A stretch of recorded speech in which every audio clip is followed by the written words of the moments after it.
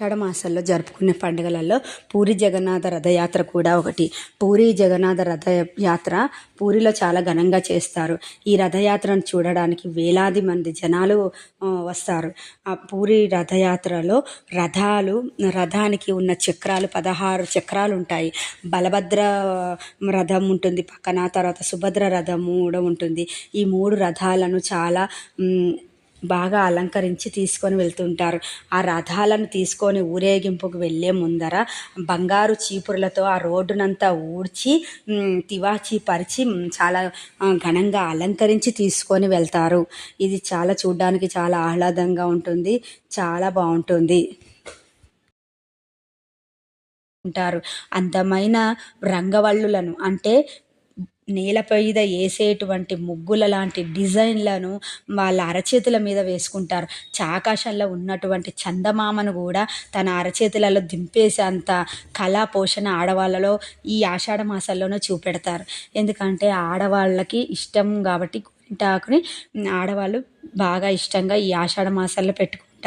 ఈ ఆషాఢ మాసంలో అతివల చేతులు ఎంతగానో అలంకరించుకుంటూ ఉంటారు. ఇంకోటి పెద్దవాళ్ళు చెప్తూ ఉంటారు, ఆషాఢ మాసంలో ఆడవాళ్ళు గోరింటాకు పెట్టుకుంటే చాలా మంచిది అంటారు. ఎలా అంటే పెళ్లి కాని పిల్లలు పెట్టుకుంటే మంచి భర్త వస్తాడని, ప్రేమాభిమానాలను కురిపించే భర్త వస్తాడని అంటారు. పెళ్ళైన వాళ్ళు పెట్టుకుంటే ఆ గోరింటాకు ఎరుపుదనం ఎక్కువగా వస్తే వాళ్ళ భర్త చాలా ప్రేమగా చూసుకుంటారని ఈ యొక్క నానుడి ఉంది అనేసి అని పెద్దవాళ్ళు చెప్తూ ఉంటారు. అలాగే సైంటిఫిక్గా కూడా కొన్ని ఉపయోగాలు ఉన్నాయి గోరింటాకు పెట్టుకోవడం వల్ల.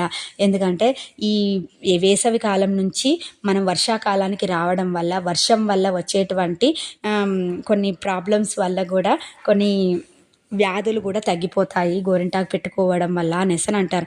ఎలా అంటే గోర్లకి ఈ వర్షంలో తడవడం వల్ల నీరు అనేది తాకితే ఆ గోర్లు పగలడం వల్ల ఆ గోర్లు పగలడం తగ్గుతుందని, గోరింటాకు పెట్టుకుంటే నివారిస్తుంది అనేసి అని, అరచేతిలో గోరింటాకు పెట్టుకుంటే వేడిని తొలగిస్తుందని, ఒంట్లో ఉన్న వేడిని తొలగిస్తుందని అంటారు.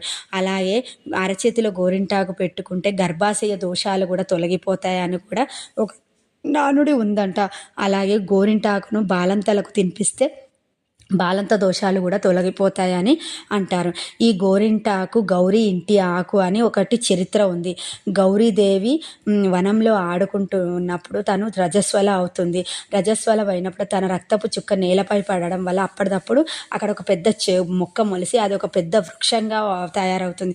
ఇదేదో వింతగా ఉందని చెప్పేసి అక్కడ ప్రజలు, రాజు అందరూ వచ్చి చూసి ఆ ఆకును ఆ అమ్మాయి తెంపితే ఆ చెయ్యి అంతా ఎర్రగా అవుతుంది. ఇదేదో వాసన బాగుంది, అలాగే ఎర్రగా అయ్యింది, ఇది చాలా బాగుంది అని చెప్పేసి అని ఈ గోరింటాకుని అతివలందరూ పెట్టుకుంటే చాలా మంచిది అని చెప్పేసి అని శుభకార్యాలలో, పెళ్ళిళ్ళలో, పేరెంటాలలో, అన్ని శుభకార్యాలలో కూడా ఈ గోరింటాకును పెట్టుకోవడం జరుగుతుంది. ఆ రోజు నుంచి చరిత్రకంగా ఇలా కథ కూడా ఉంది. ఇలా అందరూ కూడా గోరింటాకును చాలా ఇష్టపడతారు ఈ ఆషాఢ మాసాల్లో.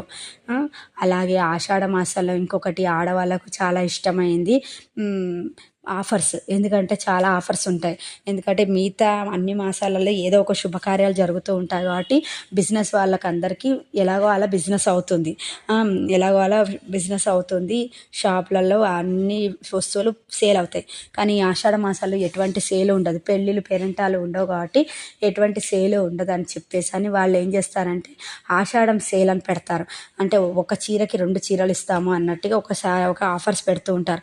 అలా ఈ ఆషాఢ మాసం ఆఫర్స్ అంటే ఆడవాళ్ళకి చాలా ఇష్టం కాబట్టి అందరూ ఆడవాళ్ళు ఎక్కువగా నగలు, చీరలు ఈ ఆషాఢ మాసాల్లో కొనుక్కొని తర్వాత వచ్చే పండుగలాగా అన్నిటికీ వీటిని ధరిస్తూ ఉంటారు.